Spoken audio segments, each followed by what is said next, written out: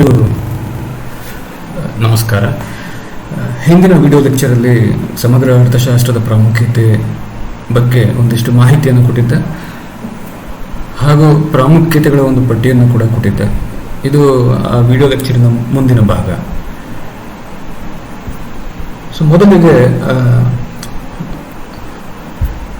ಪ್ರಪಂಚದಲ್ಲಿ ಯಾವುದೇ ಘಟನೆಯಿಂದ ಸಮಗ್ರ ಆರ್ಥಿಕ ಪರಿಣಾಮವನ್ನು ಗುರುತಿಸಲು ಸಮಗ್ರ ಅರ್ಥಶಾಸ್ತ್ರ ಸಹಾಯಕಾರಿ ಅಂತ ಹೇಳ್ಬೋದು. ಯಾಕೆ ಈ ಒಂದು ಪ್ರಾಮುಖ್ಯತೆಯನ್ನು ನಾವು ನೋಡ್ತಿದ್ದೀವಿ ಅಂದರೆ, ನೋಡಿ, ಪ್ರಪಂಚದಲ್ಲಿ ಯಾವುದೇ ಆರ್ಥಿಕ ಸಂಶೋಧನಾ ಕೇಂದ್ರ ಇದ್ದಲ್ಲಿ ಆ ಒಂದು ಸಂಶೋಧನಾ ಕೇಂದ್ರಗಳಲ್ಲಿ ಸಮಗ್ರ ಅರ್ಥಶಾಸ್ತ್ರ ಕುರಿತ ಅಧ್ಯಯನಗಳು ಆಗ್ತಾ ಇರ್ತವೆ. ಅವರು ಮಾಡುವಂಥ ಕೆಲಸಗಳು ಏನು ಅಂದರೆ, ಯಾವುದೇ ಒಂದು ಘಟನೆ ಸಂಭವಿಸಿದಾಗ ಪ್ರಪಂಚದಲ್ಲಿ ಅದರ ಸಮಗ್ರ ಆರ್ಥಿಕ ಪರಿಣಾಮ ಏನಾದರೂ ಇದೆಯಾ ಅನ್ನೋದ್ರ ಬಗ್ಗೆ ಸಂಶೋಧನೆಯನ್ನು ನಡೆಸ್ತಾರೆ. ಉದಾಹರಣೆಗೆ IMF ಅಲ್ಲಿ ಆ ರೀತಿಯಾದ ಸಂಶೋಧನಾ ಲೇಖನಗಳನ್ನ ನಾವು ನೋಡ್ಬೋದು. ವರ್ಲ್ಡ್ ಬ್ಯಾಂಕ್ ವೆಬ್ಸೈಟಲ್ಲಿ ಆ ಥರದನ್ನು ನೋಡ್ಬೋದು. ಈ ಥರ ಹಲವಾರು ಸಂಶೋಧನಾ ಕೇಂದ್ರಗಳಲ್ಲಿ ನಾವು ಈ ಥರ ಅಧ್ಯಯನಗಳನ್ನು ನೋಡ್ಬೋದು. ಎಕ್ಸಾಂಪಲ್ಸ್ನ ಕೊಡ್ತೀನಿ ಕೆಲವೊಂದು. ಈಗ ಇತ್ತೀಚೆಗೆ ಸಂಭವಿಸಿದ ಒಂದು ಘಟನೆ COVID-19 ಅಂತ ಏನಿದೆ, ಇದರಿಂದ ಸಮಗ್ರ ಆರ್ಥಿಕ ಪರಿಣಾಮ ಏನಾದರೂ ಇದೆಯಾ ಅನ್ನೋ ಪ್ರಶ್ನೆಗೆ ಉತ್ತರವನ್ನು ಹುಡುಕ್ತಾ ಹೋಗ್ತಾರೆ.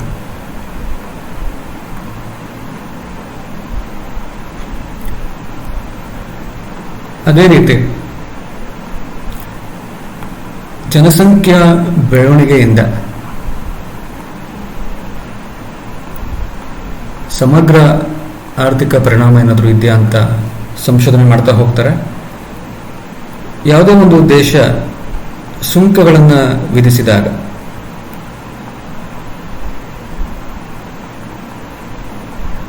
ಸುಂಕಗಳಿಗೆ ಅನುವಾದ ಟ್ಯಾರಿಫ್ಸ್ ಅಂತ, ಅಂತಾರಾಷ್ಟ್ರೀಯ ವ್ಯಾಪಾರದಲ್ಲಿ ನಾವು ಇದನ್ನು ಹೆಚ್ಚಾಗಿ ಕಾಣ್ತೀವಿ. ಆಮದು ರಫ್ತುಗಳ ಮೇಲೆ ಹಾಕುವಂತಹ ತೆರಿಗೆಯನ್ನು ಸುಂಕ ಅಂತ ಕರೆಯಲಾಗುತ್ತೆ. ಇವುಗಳ ಸಮಗ್ರ ಆರ್ಥಿಕ ಪರಿಣಾಮ ಏನಾದರೂ ಇದೆಯಾ ಅಂತ ಸಂಶೋಧನೆ ಮಾಡಲಾಗುತ್ತೆ. ಅದೇ ಪ್ರಕಾರದಲ್ಲಿ ಯಾವುದೇ ಒಂದು ದೇಶದಲ್ಲಿ ವಿಪತ್ತು ಸಂಭವಿಸಿದಲ್ಲಿ ವಿಪತ್ತಿನ ಸಮಗ್ರ ಆರ್ಥಿಕ ಪರಿಣಾಮ ಏನಾದರೂ ಇದೆಯಾ ಅಂತ ಸಂಶೋಧನೆ ಮಾಡಲಾಗುತ್ತೆ.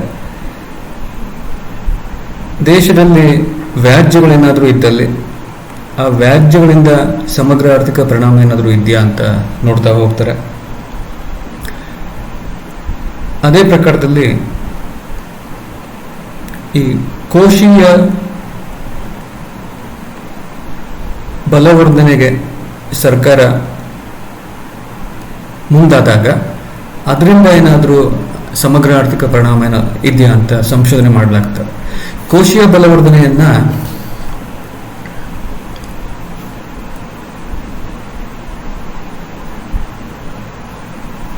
ಬಲವರ್ಧನೆಯನ್ನ ಅನುವಾದಿಸಿದ್ರೆ ಫಿಸ್ಕಲ್ ಕನ್ಸಾಲಿಡೇಷನ್ ಅಂತ ಆಗುತ್ತೆ. ಕೋಶೀಯ ಬಲವರ್ಧನೆ ಸರ್ಕಾರದ ವೆಚ್ಚಗಳನ್ನು ಕಡಿಮೆ ಮಾಡುವಂಥ ಒಂದು ಕ್ರಮವನ್ನು ಸರ್ಕಾರದ ಕೈಗೆ ತಗೊಂಡಾಗ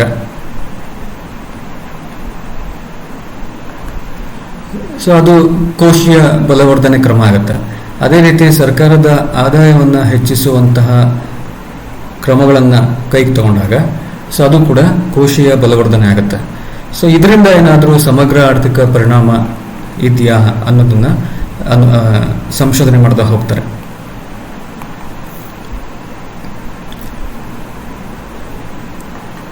ಅದೇ ರೀತಿ ದೇಶದ ಆರ್ಥಿಕತೆಯಲ್ಲಿ ಸಂರಚನಾತ್ಮಕ ಬದಲಾವಣೆಯನ್ನು ತರುವ ಪ್ರಯತ್ನ ಮಾಡಿದಾಗ,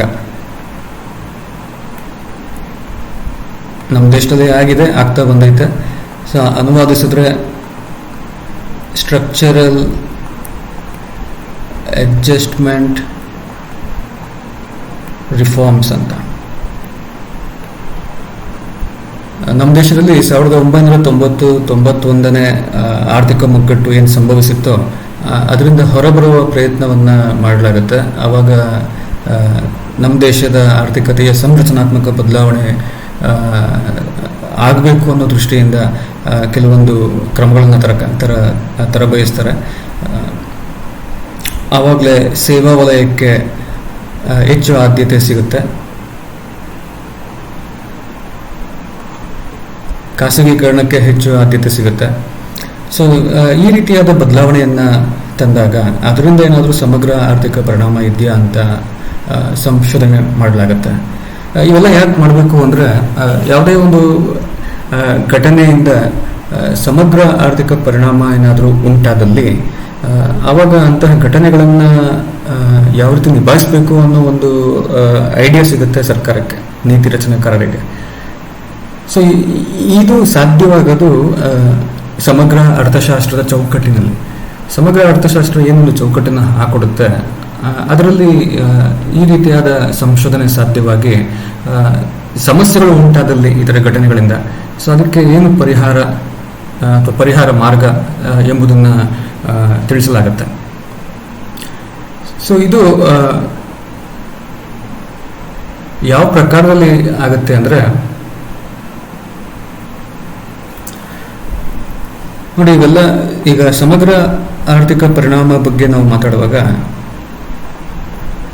ಇದನ್ನ ಹೇಗೆ ಸಂಶೋಧನೆ ಮಾಡಲಾಗುತ್ತೆ ಅನ್ನೋ ಪ್ರಶ್ನೆಗೆ ಉತ್ತರ ಏನು ಅಂದರೆ, ಸಮಗ್ರ ಆರ್ಥಿಕ ಚಲಕಗಳನ್ನು ಬಳಸಿ ಸಂಶೋಧನೆ ಮಾಡಲಾಗುತ್ತೆ. ಈ ಸಮಗ್ರ ಆರ್ಥಿಕ ಚಲಕಗಳು ಅಂದರೆ ರಾಷ್ಟ್ರೀಯ ಆದಾಯ, ಹಣ, ಹಣದುಬ್ಬರ,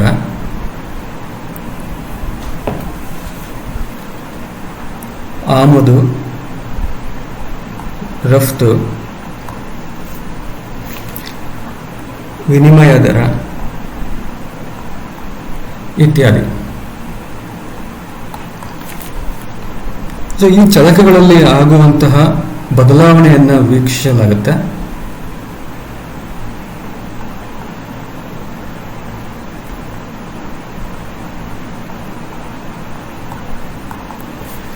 ಸೊ ಯಾವುದೇ ಒಂದು ಘಟನೆಯಿಂದ ಸಮಗ್ರ ಆರ್ಥಿಕ ಪರಿಣಾಮ ಇದೆಯೋ ಇಲ್ಲೋ ಅಂತ ಗೊತ್ತಾಗದೆ ಹೇಗೆ ಅಂದರೆ, ಈ ರೀತಿ ಚಲಕಗಳನ್ನು ಆಯ್ಕೆ ಮಾಡಿಕೊಂಡು ಆ ಚಲಕಗಳೇನಾದರೂ ಬದಲಾಗುತ್ತಾ ಆ ಘಟನೆಯಿಂದ ಅಂತ ನೋಡಲಾಗುತ್ತೆ. ಸೊ ಅಕಸ್ಮಾತ್ ಬದಲಾವಣೆ ತುಂಬ ಬಲಿಷ್ಠವಾಗಿದ್ದಲ್ಲಿ ಅಥವಾ ಇನ್ನೊಂದು ಅರ್ಥದಲ್ಲಿ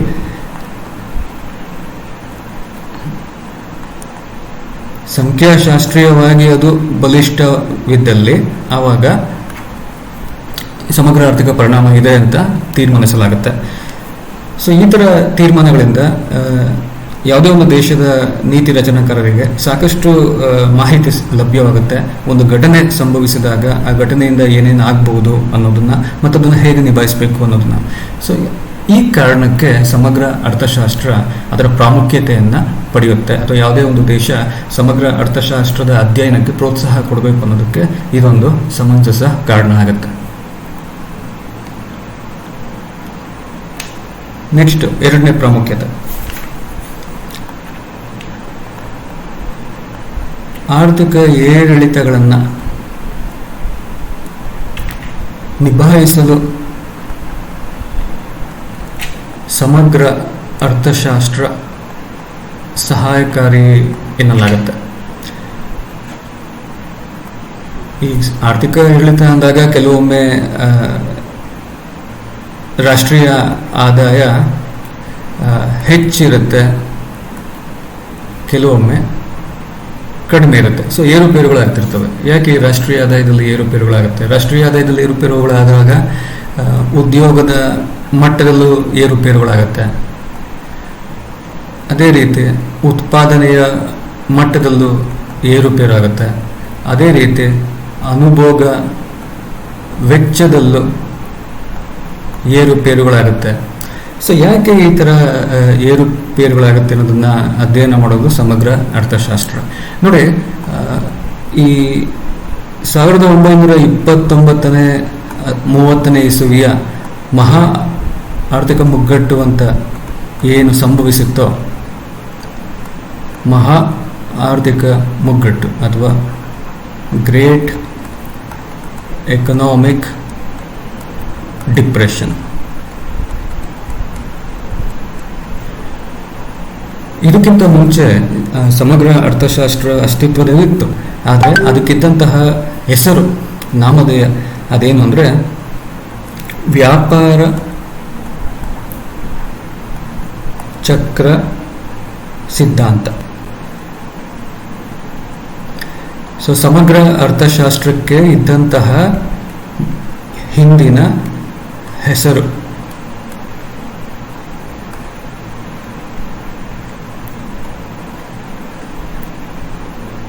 ಸೊ ಸಮಗ್ರ ಅರ್ಥಶಾಸ್ತ್ರದ ಹಿಂದಿನ ಹೆಸರು ವ್ಯಾಪಾರ ಚಕ್ರ ಸಿದ್ಧಾಂತ. ಅನುವಾದಿಸಿದ್ರೆ ಬಿಸ್ನೆಸ್ ಸೈಕಲ್ ಥಿಯರಿ ಅಂತ.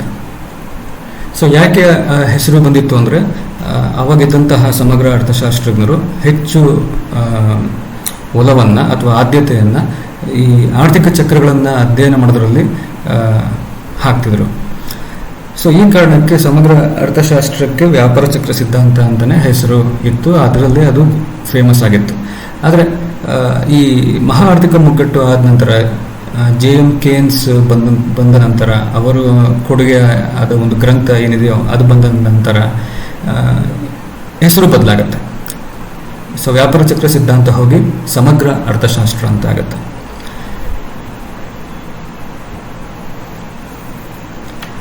ಸೊ ನಾವು ವ್ಯಾಪಾರ ಚಕ್ರವನ್ನು ಗಮನಿಸಿದ್ರೆ, ಈಗಾಗಲೇ ನಾನು ನಿಮಗೆ ಹಿಂದಿನ ಕ್ಲಾಸಸ್ಸಲ್ಲಿ ಆ ಚಿತ್ರವನ್ನು ಕೂಡ ತೋರಿಸಿದ್ದೆ.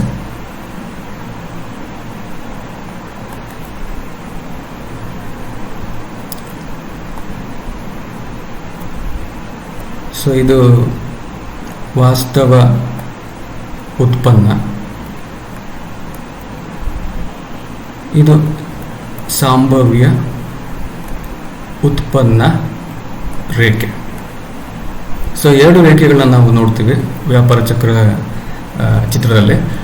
ಒಂದು ವಾಸ್ತವ ಉತ್ಪನ್ನ ರೇಖೆ ಅಥವಾ ಅನುವಾದಿಸಿದ್ರೆ ಆಕ್ಚುಯಲ್ ಔಟ್ಪುಟ್ ಕರ್ವ್. ಇದನ್ನ ಅನುವಾದಿಸಿದ್ರೆ ಪೊಟೆನ್ಷಿಯಲ್ ಔಟ್ಪುಟ್ ಕರ್ವ್. ಎಕ್ಸ್ ಅಕ್ಷೆಯಲ್ಲಿ ಕಾಲವನ್ನು ಸೂಚಿಸ್ತೀವಿ, ಟೈಮ್. ನೋಡಿ, ಈ ವಾಸ್ತವ ಉತ್ಪನ್ನ ರೇಖೆ ಯಾವಾಗಲೂ ಒಂದೇ ಮಟ್ಟದಾಗಿರಲ್ಲ, ಅದರಲ್ಲಿ ಏರುಪೇರುಗಳನ್ನ ನೋಡ್ತೀವಿ. ಸೊ ಕೆಲವೊಮ್ಮೆ ಏರಿಕೆ ಇರುತ್ತೆ, ಕೆಲವೊಮ್ಮೆ ಇಳಿಕೆ ಇರುತ್ತೆ. ಸೊ ಇದು ರಿಪೀಟ್ ಆಗ್ತಾ ಹೋಗುತ್ತೆ, ಪುನರಾವರ್ತಿಸ್ತಾ ಹೋಗುತ್ತೆ. ಯಾಕೆ ಇದು ಈ ರೀತಿಯಾದ ಏರುಪೇರುಗಳನ್ನು ಹೊಂದಿದೆ ಅಂದರೆ, ವಾಸ್ತವ ಉತ್ಪನ್ನ ರೇಖೆ ಯಾಕೆ ಏರುಪೇರುಗಳನ್ನು ನಿರಂತರವಾಗಿ ಹೊಂದುತ್ತೆ ಅನ್ನೋ ಪ್ರಶ್ನೆಗೆ ಉತ್ತರವನ್ನು ಹುಡುಕ್ತಾ ಹೋಗ್ತೀವಿ. ಏರಿಕೆಯಿಂದ ಇಳಿಕೆಗೆ ಎಷ್ಟು ಕಾಲ ಬೇಕಾಗುತ್ತೆ ಅನ್ನೋದರ ಅಧ್ಯಯನ ಆಗುತ್ತೆ.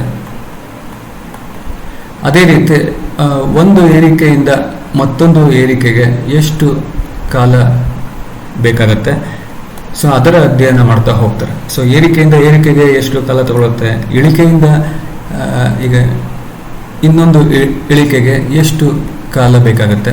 ಸೊ ಈ ಥರ ಕಾಲದ ಅಧ್ಯಯನಗಳು ಆಗ್ತಾ ಹೋಗುತ್ತೆ ಈ ವ್ಯಾಪಾರ ಚಕ್ರ ಸಿದ್ಧಾಂತದಲ್ಲಿ.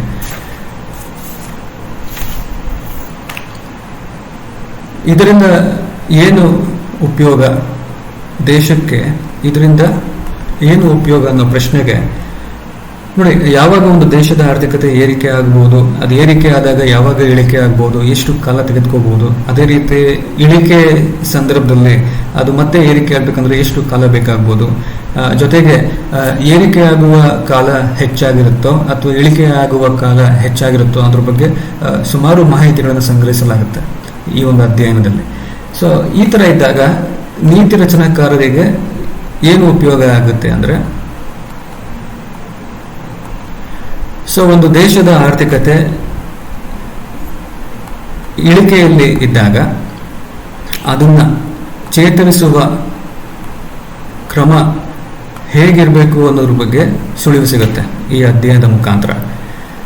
ಇನ್ನೊಂದೇನು ಅಂದರೆ, ಇಳಿಕೆಯ ಕಾಲ ಅಧಿಕವಿದ್ದಲ್ಲಿ ಅಥವಾ ಹೆಚ್ಚಿದ್ದಲ್ಲಿ ಅದನ್ನು ಹೇಗೆ ಮೊಟಕುಗೊಳಿಸಬೇಕು ಎಂಬುದರ ಬಗ್ಗೆ ಸುಳಿವು ಸಿಗುತ್ತೆ ಈ ಅಧ್ಯಯನದಲ್ಲಿ. ಈ ಥರ ಇದ್ದಾಗ ಆರ್ಥಿಕ ಚಕ್ರದಿಂದ ಆಗಬಹುದಾದಂತಹ ನಷ್ಟಗಳನ್ನು ಅಥವಾ ಸಂಭಾವ್ಯ ನಷ್ಟಗಳನ್ನು ಕಡಿಮೆ ಮಾಡಬಹುದು. ಇದು ಅನುಕೂಲತೆ ಒಂದು ದೇಶಕ್ಕೆ ಸಿಗುವಂಥದ್ದು ಈ ಸಮಗ್ರ ಅರ್ಥಶಾಸ್ತ್ರದ ಅಧ್ಯಯನದ ಮೂಲಕ. ಸೊ ಇದು ಇನ್ನೊಂದು ಪ್ರಾಮುಖ್ಯತೆ ಆಯಿತು. ಮೂರನೇದು, ವಿಶ್ವದಲ್ಲಿ ಏಕೆ ಎಲ್ಲ ದೇಶಗಳು ಶ್ರೀಮಂತವಲ್ಲ? ಸೊ ಇದು ಮೊದಲಿಂದನೂ ಕೇಳ್ತಿರುವಂತಹ ಪ್ರಶ್ನೆ. ಯಾಕೆ ಎಲ್ಲ ದೇಶಗಳು ಶ್ರೀಮಂತ ದೇಶವಾಗಿಲ್ಲ? ಕೆಲವೊಂದು ದೇಶಗಳು ಬಡ ದೇಶಗಳಾಗಿರ್ತವೆ, ಇನ್ನು ಕೆಲವು ದೇಶಗಳು ಶ್ರೀಮಂತ ದೇಶಗಳಾಗಿರ್ತವೆ, ಇನ್ನು ಕೆಲವು ದೇಶಗಳು ಬಡ ದೇಶ ಮತ್ತು ಶ್ರೀಮಂತ ದೇಶದ ನಡುವೆ ಇರ್ತವೆ. ಯಾಕೆ ಈ ರೀತಿಯಾದ ಸಂದರ್ಭಗಳು ಕಾಣಿಸುತ್ತೆ? ಸೊ ಅನ್ನೋದ್ರ ಬಗ್ಗೆ ಸಮಗ್ರ ಅರ್ಥಶಾಸ್ತ್ರಜ್ಞರು ಉತ್ತರವನ್ನು ಹುಡುಕ್ತಾ ಬಂದವರು. ಯಾಕೆ ಈ ರೀತಿಯಾದ ಏರುಪೇರುಗಳು ಕಾಣ್ತಾ ಇದೆ, ವ್ಯತ್ಯಾಸಗಳು ಕಾಣ್ತಾ ಇದೆ ಒಂದು ದೇಶಕ್ಕೂ ಮತ್ತೊಂದು ದೇಶಕ್ಕೂ? ಸೊ ಅನ್ನೋದ್ರ ಬಗ್ಗೆ ಸಂಶೋಧನೆಯನ್ನು ಮಾಡ್ತಾ ಬರ್ತಾವ್ರೆ. ಸೊ ಈ ಸಂಶೋಧನೆಗಳಿಂದ ಅವರಿಗೆ ಸಿಗ್ತಿರುವಂತಹ ಮಾಹಿತಿಗಳೇನು ಅಂದರೆ, ಯಾವ ಸಮಗ್ರ ಆರ್ಥಿಕ ಚಲಗಳನ್ನು ನಾವು ಅಧ್ಯಯನ ಮಾಡಬೇಕು ಈ ಒಂದು ಪ್ರಶ್ನೆಯನ್ನು ಉತ್ತರಿಸೋದಕ್ಕೆ ಅಂತ ಅವ್ರಿಗೊಂದು ಮಾಹಿತಿಗಳು ಸಿಗ್ತಾ ಹೋಗಿದ್ದಾವೆ. ಸೊ ಅದೇನು ಅಂದರೆ, ಒಂದು, ಸೊ ಯಾವುದೇ ದೇಶದ ಆದಾಯ ಹಾದಿ ಹೇಗಿರುತ್ತೆ ಅನ್ನೋದ್ರ ಬಗ್ಗೆ ಅವರು ಮಾಹಿತಿಯನ್ನು ಹುಡುಕ್ತಾ ಹೋಗ್ತಾರೆ. ಸೊ ಅವ್ರ ಪ್ರಕಾರ ಆದಾಯದ ಹಾದಿ ಪುಷ್ಟಿಕರವಾಗಿಲ್ಲ ಅಂದಾಗ,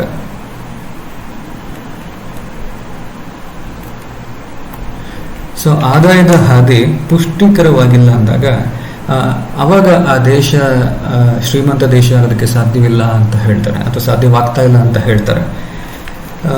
ಪುಷ್ಟಿಕರವಾಗಿಲ್ಲ ಅನ್ನೋದಕ್ಕೆ ಏನರ್ಥ, ಹೇಗೆ ನಾವು ಅದನ್ನು ಅರ್ಥೈಸ್ಕೋಬೋದು ಅಂದರೆ, ಆ ದೇಶದಲ್ಲಿ ಸತತವಾಗಿ ಹೂಡಿಕೆಯ ಪ್ರಮಾಣ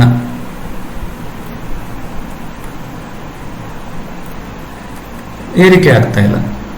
ಸೊ ಆ ದೇಶದಲ್ಲಿ ಸತತವಾಗಿ ಹೂಡಿಕೆಯ ಪ್ರಮಾಣ ಏರಿಕೆ ಆಗ್ತಿರಲ್ಲ, ಆ ದೇಶದಲ್ಲಿ ಸತತವಾಗಿ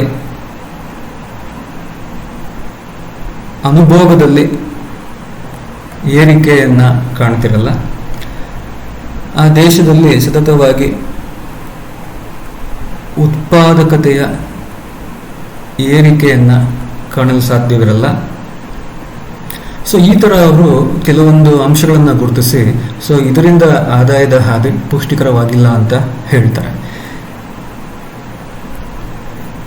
ಹಾಗಾದರೆ ಏನು ಉಪಯೋಗ ಈ ಥರ ಮಾಹಿತಿಗಳಿಂದ? ಒಂದು ದೇಶಕ್ಕೆ ಏನು ಉಪಯೋಗ ಆಗುತ್ತೆ, ಅಥವಾ ನೀತಿ ರಚನಾಕಾರರಿಗೆ ಏನು ಉಪಯೋಗ ಆಗುತ್ತೆ ಅನ್ನೋ ಪ್ರಶ್ನೆಗೆ ಉತ್ತರ ಇಷ್ಟೆ. ಆದಾಯದ ಹಾದಿಯನ್ನು ಹೇಗೆ ಪುಷ್ಟೀಕರಿಸಬೇಕು ಅನ್ನೋ ಮಾಹಿತಿಯನ್ನು ಸಮಗ್ರ ಅರ್ಥಶಾಸ್ತ್ರ ನೀತಿ ರಚನಾಕಾರರಿಗೆ ತಿಳಿಸುತ್ತೆ, ಒಂದು ದರ್ಶನವನ್ನು ಕೊಡುತ್ತೆ. ಸೊ ಯಾವ ದೇಶ ಈ ರೀತಿಯಾದ ಮಾರ್ಗದರ್ಶನವನ್ನು ಅನುಸರಿಸುತ್ತೋ ಆ ದೇಶ ಶ್ರೀಮಂತ ದೇಶವಾಗುವುದಕ್ಕೆ ಹೆಚ್ಚು ಕಾಲಾವಕಾಶ ಬೇಕಾಗಿರಲ್ಲ. ಸೊ ಇದು ಸಮಗ್ರ ಅರ್ಥಶಾಸ್ತ್ರದ ಮತ್ತೊಂದು ಪ್ರಾಮುಖ್ಯತೆ. ಇದು ಒಂದು ಬಡ ದೇಶವನ್ನು ಶ್ರೀಮಂತ ದೇಶ ಹೇಗೆ ಆಗುತ್ತೆ ಅಥವಾ ಹೇಗೆ ಮಾಡಬೇಕು ಅನ್ನೋ ಮಾರ್ಗದರ್ಶನವನ್ನು ಕೊಡುತ್ತೆ ಅದರ ಸಂಶೋಧನೆ ಮುಖಾಂತರ. ಸೊ ಅದಕ್ಕಾಗಿ ಇದು ಇನ್ನೊಂದು ಪ್ರಾಮುಖ್ಯತೆ ಸಮಗ್ರ ಅರ್ಥಶಾಸ್ತ್ರದ್ದು. ನೆಕ್ಸ್ಟ್, 4ನೇ ಪ್ರಾಮುಖ್ಯತೆ, ಹಣದುಬ್ಬರವನ್ನು ನಿಭಾಯಿಸಲು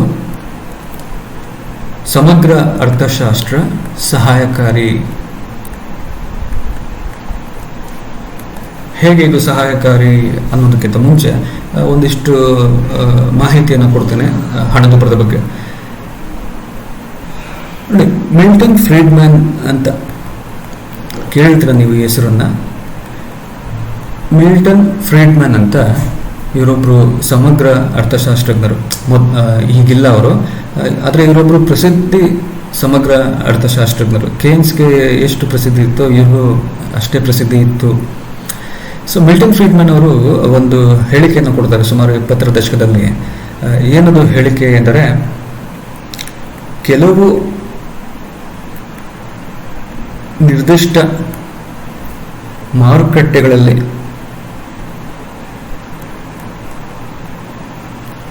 ಬೆಲೆಗಳು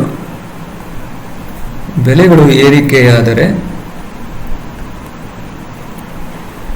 ಇಡೀ ಆರ್ಥಿಕತೆಯಲ್ಲಿ ಬೆಲೆಗಳು ಏರಿಕೆಯಾಗಿದೆ ಎಂದು ತೀರ್ಮಾನಿಸುವುದಕ್ಕೆ ಸಾಧ್ಯವಿಲ್ಲ ಅಂತ ಹೇಳ್ತಾರೆ. ತೀರ್ಮಾನಿಸುವುದಕ್ಕೆ ಸಾಧ್ಯವಿಲ್ಲ. ನೋಡಿ, ಇದು ಎಷ್ಟು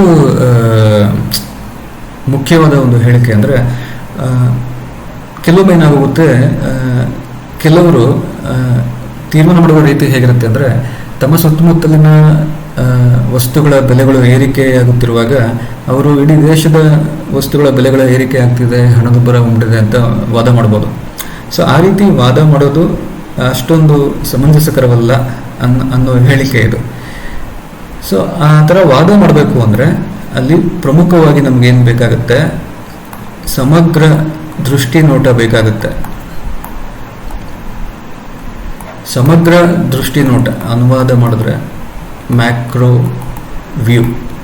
ಸಮಗ್ರ ದೃಷ್ಟಿ ನೋಟ ಅದು ಸಿಗೋದು ಅದೆಲ್ಲಿ ಸಿಗುತ್ತೆ ಅಂದರೆ ಸಮಗ್ರ ಅರ್ಥಶಾಸ್ತ್ರದ ಚೌಕಟ್ಟಿನಲ್ಲಿ ಸಿಗುತ್ತೆ. ಸೊ ಸಮಗ್ರ ಅರ್ಥಶಾಸ್ತ್ರದ ದೃಷ್ಟಿನೋಟ ಸಮಗ್ರ ದೃಷ್ಟಿನೋಟ. ಸೊ ಹಣದುಬ್ಬರ ಆಗಿದೆಯೋ ಇಲ್ವೋ ಅನ್ನೋ ಪ್ರಶ್ನೆಗೆ ಸಮಗ್ರ ಅರ್ಥಶಾಸ್ತ್ರಜ್ಞರು ದೇಶದಲ್ಲಿರುವಂತಹ ಎಲ್ಲ ಮಾರುಕಟ್ಟೆಯಲ್ಲಿರುವ ಬೆಲೆಗಳ ಬಗ್ಗೆ ಸಮೀಕ್ಷೆ ನಡೆಸ್ತಾರೆ. ಸೊ ಅವ್ರಿಗೆ ಇದ್ರ ಬಗ್ಗೆ ಮಾಹಿತಿ ಸಿಕ್ಕಿದಾಗ, ಎಲ್ಲ ಮಾರುಕಟ್ಟೆಗಳಲ್ಲೂ ಬೆಲೆ ಏರಿಕೆಯಾಗಿದೆ ಎಂಬ ಮಾಹಿತಿ ಸಿಕ್ಕಿದ್ರೆ ದೇಶದಲ್ಲಿ ಹಣದುಬ್ಬರ ಸಂಭವಿಸಿದೆ ಅಂತ ಹೇಳ್ತಾರೆ. ಇನ್ನು ಎಲ್ಲ ಮಾರುಕಟ್ಟೆಗಳಲ್ಲೂ ಬೆಲೆ ಏರಿಕೆಯಾಗಿಲ್ಲ ಅನ್ನೋದು ಸಮೀಕ್ಷೆ ಸಿಕ್ಕಿದಾಗ ಆವಾಗ ಹಣದುಬ್ಬರ ಸಂಭವಿಸಿಲ್ಲ ಅಂತ ಹೇಳ್ತಾರೆ. ಸೊ ಈ ರೀತಿ ಒಂದು ಸಮಗ್ರ ದೃಷ್ಟಿ ನೋಟದ ಮುಖಾಂತರ ಹಣದುಬ್ಬರ ಸಂಭವಿಸಿದೆಯೋ ಇಲ್ವೋ ಅನ್ನೋ ಒಂದು ಪ್ರಶ್ನೆಗೆ ಉತ್ತರವನ್ನ ಸಮಗ್ರ ಅರ್ಥಶಾಸ್ತ್ರಜ್ಞರು ಕೊಡ್ತಾರೆ. ಯಾಕೆ ಹಣದುಬ್ಬರದ ಬಗ್ಗೆ ನಾವು ಅಷ್ಟೊಂದು ತಲೆ ಕೆಡಿಸ್ಕೋಬೇಕು? ಯಾಕೆ ಒಂದು ದೇಶ ಹಣದುಬ್ಬರದ ಬಗ್ಗೆ ತಲೆ ಕೆಡಿಸ್ಕೋಬೇಕು? ಏನು ಆಗುತ್ತೆ ಹಣದುಬ್ಬರ ಬಂದರೆ? ಸೊ ಹಣದುಬ್ಬರದಿಂದ ಒಂದು ಪ್ರಮುಖ ದುಷ್ಪರಿಣಾಮ ಏನೆಂದರೆ, ಅದು ಹಣದ ಮೌಲ್ಯವನ್ನು ಕಡಿಮೆ ಮಾಡುತ್ತೆ. ಹಣದುಬ್ಬರ ಹಣದ ಮೌಲ್ಯವನ್ನೇ ಕಡಿಮೆ ಮಾಡಕತ್ತೆ. ಎಕ್ಸಾಂಪಲ್ಗೆ, ಈಗ ನಿಮಗೆ ಗೊತ್ತಿರುತ್ತೀವಲ್ಲ, ಎಕ್ಸಾಂಪಲ್ಗೆ ನಿಮ್ಮ ಬಳಿ 10 ರೂಪಾಯಿ ಇದ್ದಲ್ಲಿ ಹಾಗೂ ನೀವು ಖರೀದಿಸುವ ವಸ್ತುವಿನ ಬೆಲೆ ಏರಿಕೆಯಾಗುತ್ತಿರುವಾಗ, ಸೊ 10 ರೂಪಾಯಿಂದ ನಿಮಗೆ ಏನು ಆ ವಸ್ತು ಸಿಗ್ತಾ ಇತ್ತು, ವಸ್ತುವಿನ ಪ್ರಮಾಣ ಸಿಗ್ತಾ ಇತ್ತು, ಬೆಲೆ ಏರಿಕೆಯಾದಾಗ ನಿಮಗೆ 10 ರೂಪಾಯಿಂದ ಸಿಗುವಂತಹ ಆ ವಸ್ತುವಿನ ಪ್ರಮಾಣ ಇಳಿಕೆ ಆಗುತ್ತೆ. ಸೊ ಬೆಲೆ ಏರಿಕೆ ಆಗ್ತಾ ಹೋದಂಗೆ ನಿಮ್ಗೆ ಸಿಗುವಂತಹ ವಸ್ತುವಿನ ಪ್ರಮಾಣ 10 ರೂಪಾಯಿಯಿಂದ ಇಳಿಕೆ ಆಗ್ತಾ ಹೋಗುತ್ತೆ. ಸೊ ಬೆಲೆ ಏನು ಮಾಡ್ತಾ ಇದೆ ಇಲ್ಲಿ? 10 ರೂಪಾಯಿಯ ಖರೀದಿಯ ಮೌಲ್ಯವನ್ನು ಅಥವಾ ಅದರ ಖರೀದಿಯ ಶಕ್ತಿಯನ್ನು ಕಡಿಮೆ ಮಾಡ್ತಾ ಇದೆ. ಸೊ ಇದು ಹಣದುಬ್ಬರ ಮಾಡುವಂತಹ ಒಂದು ವಿಚಿತ್ರವಾದ ಕೆಲಸ. ಸೊ ಹಣದುಬ್ಬರ ಸಂಭವಿಸಿದಾಗ ಈ ಥರ ಪ್ರತಿಯೊಬ್ಬರ ಹಣದ ಮೌಲ್ಯ ಕಡಿಮೆ ಆಗ್ತಾ ಹೋದಲ್ಲಿ ಶ್ರೀಮಂತರದಾದರೆ ಒಂದು ರೀತಿ ತಡ್ಕೋಬೋದು. ಆದರೆ ಯಾರು ಶ್ರೀಮಂತರವಾಗಿರಲ್ವೋ ಅವರ ಬಳಿ ಇರುವಂತಹ ಹಣದ ಮೌಲ್ಯ ಈ ಥರ ಕಡಿಮೆ ಆಗೋದ್ರೆ ಅವರ ಅನುಭವಕ್ಕೆ ಅದು ಪೆಟ್ಟನ್ನು ಕೊಡುತ್ತೆ, ಅವರ ಯೋಗಕ್ಷೇಮಕ್ಕೆ ಅದು ಪೆಟ್ಟನ್ನು ಕೊಡುತ್ತೆ. ಸೊ ಈ ಕಾರಣ ಹಣದುಬ್ಬರ ಸಂಭವಿಸಿದೆಯೋ ಇಲ್ವೋ ಅನ್ನೋ ಒಂದು ಪ್ರಶ್ನೆಗೆ ಉತ್ತರ ಹುಡುಕೋದು ತುಂಬ ಮುಖ್ಯ ಆಗುತ್ತೆ. ಇದು ಸಮಗ್ರ ಅರ್ಥಶಾಸ್ತ್ರದಲ್ಲಿ ಸಾಮಾನ್ಯವಾಗಿ ನಡೆಯುವಂತಹ ಒಂದು ಅಧ್ಯಯನ. ಸಮಗ್ರ ಅರ್ಥಶಾಸ್ತ್ರಜ್ಞರು ಹಣದುಬ್ಬರದ ಬಗ್ಗೆ ಸಾಮಾನ್ಯವಾಗಿ ಸಂಶೋಧನೆ ಮಾಡ್ತಾ ಬರ್ತಾರೆ. ಅವರೇ ಈ ಸಮಗ್ರ ದೃಷ್ಟಿನೋಟವನ್ನು ಇಟ್ಕೊಂಡು ಹಣದುಬ್ಬರ ಸಂಭವಿಸಿದೆಯೋ ಇಲ್ವೋ ಅಂತ ಹೇಳ್ತಾರೆ. ಹಣದುಬ್ಬರ ಸಂಭವಿಸಿದಲ್ಲಿ ಹೇಗೆ ಅದನ್ನು ನಿಭಾಯಿಸಬೇಕು ಅನ್ನೋದನ್ನ ನೀತಿ ರಚನಾಕಾರರಿಗೆ ಮಾರ್ಗದರ್ಶನವನ್ನು ಕೊಡ್ತಾ ಹೋಗ್ತಾರೆ. ಸೊ ಇದು ಸಮಗ್ರ ಅರ್ಥಶಾಸ್ತ್ರದ ಇನ್ನೊಂದು ಪ್ರಾಮುಖ್ಯತೆ. ಅದಕ್ಕೋಸ್ಕರ ಇದರ ಅಧ್ಯಯನ ಆಗಬೇಕು ಅಂತ ಹೇಳ್ತಾರೆ. ಸೊ ಈಗ ಮುಂದಿನ ಪ್ರಾಮುಖ್ಯತೆಗಳನ್ನ ನಾನು ನಿಮಗೆ ನೆಕ್ಸ್ಟ್ ವಿಡಿಯೋ ಲೆಕ್ಚರಲ್ಲಿ ಕೊಡ್ತೇನೆ. ಸೊ ಇದನ್ನ ಇಲ್ಲಿಗೆ ಸ್ಟಾಪ್ ಮಾಡ್ತೀನಿ.